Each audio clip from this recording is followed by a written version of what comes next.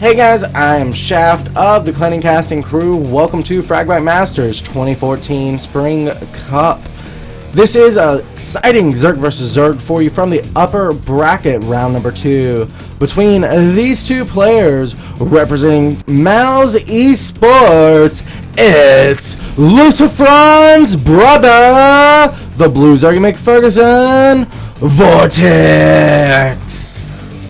And here on the bottom right hand side, representing Team Rocat, it is the red Zerg player, none other than HyuN.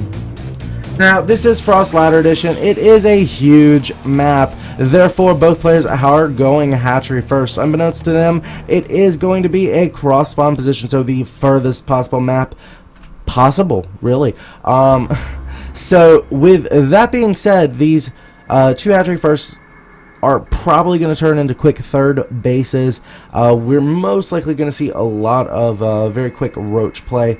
It's very possible we could see some mutalisks. That's going to be dependent on who gets early gas, as right now both players are choosing to go gasless openers. This is going to indicate a very macro style. As you can see, both pretty high on the drone counts, 20, 18, 21 to 20, and now with a slight edge there to Vortix.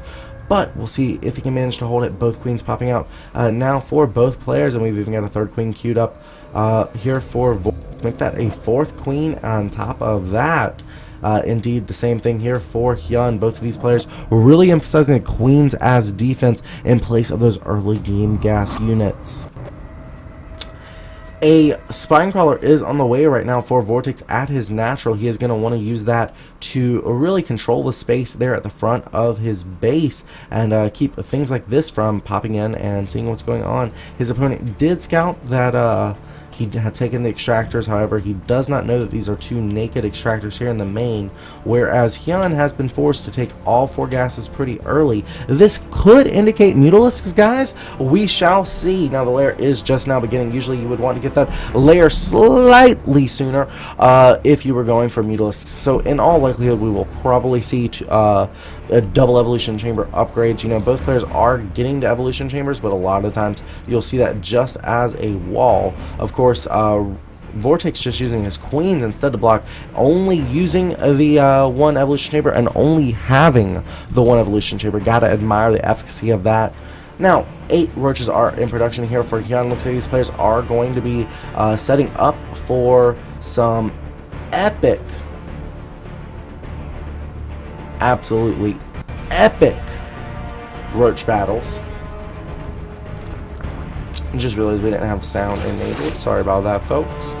In any case, we've got the glue over constitution finishing up here for both of these players and the third base as well. Now, if you had to assign some kind of you know, positional based who's ahead sort of thing, I would actually say HyuN is a little bit ahead right now. His 1-1 upgrades are going to be done quite a bit sooner than this +1 here. There's about a 40-second window where HyuN could just attack and have a armor upgrade on his opponent. But looks like that timing window going to close here in just a moment. 2-2 upgrades are now going to be starting up for HyuN, who is going to play a little bit more passive. We've got the tunneling claws being researched now for Vortix, who actually could be able to use that to sneak into the mineral lines of his opponent, as there's not really a lot of overseers placed conveniently along the map. Now these queens clearing tabs so the creep can continue. That overlord not going to be able to turn into an overseer to take out creep spreadage.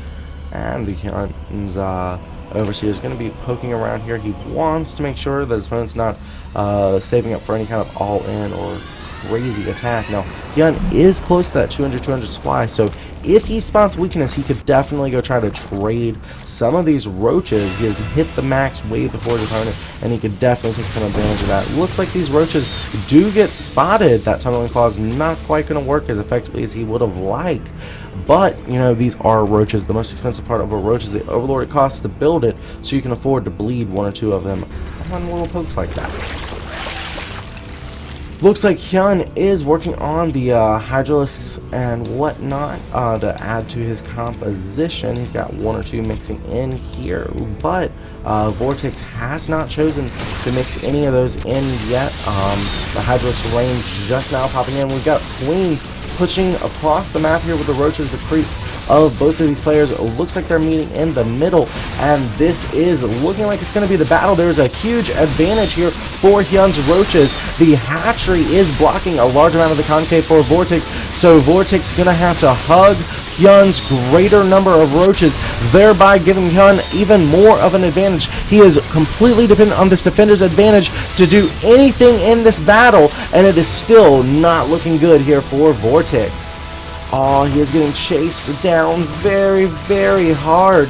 This spine crawler definitely worth its weight in gold. It is the one thing keeping Vortix's army with some kind of backbone. Otherwise, he'd be giving up territory left, right, and center. And even so, it looks like he is still going to do that. This spine crawler getting very, very low, and it does fall. Now the roach is not going to have any kind of backbone to pin themselves against. They are completely reliant on defender's advantage. That means the units, as they pop out, getting picked off by HyuN, and Vortix realizes his awful position in this game, taps out. GG. There we go. We will be moving on to the next game, but thank you so much for tuning in, guys. We will be going to game number 2, but before you go there, please hit subscribe, hit like, please share this with a friend. You know, that definitely always helps, guys. Anyways, if you haven't heard about it, you know, that was announced on Meta recently. That's episode 23, I believe, of Meta. SCDojo.com, we are doing a huge project there, setting up articles, videos for people who really like StarCraft. You know, if you want to talk about League of Legends, Hearthstones, those are great games. Dota 2, you know, great games. Don't come there to talk about that. This is about the excellent game of StarCraft. So if you really like StarCraft and you really want to talk about it, come to scdojo.com. We've got some awesome articles going up, not just by me, not just videos by me, also videos by Moonglade, Artosis. MC just wrote an article. HyuN just wrote an article, and we've even got players like Jack Attack putting content up there as well. If you like, you know, some of my little bit out there thinking, we've got a chess article series of how some StarCraft players are reincarnated chess players, living the exact same lives just through the guise of a different game. And coming up in a couple of weeks, we've got Mechanics as Metaphor article about the Punic Wars and how that's just a metaphor for a certain StarCraft 2 matchup, Zerg vs Terran. You'll find out more when the articles are released. Please go to scdojo.com to stay tuned. Moving on to game number 2. I hope to see you there. Bye-bye. 신의 선수가 되는 거고요. 그렇죠. 멀티에 방해도 받지 않으면서 안전하게 해주고 있는 모습인데 맹독 측의 스피드업이 되기 전에 즉 전방 위에서만 싸워야 되고 전방만 좀 제거하고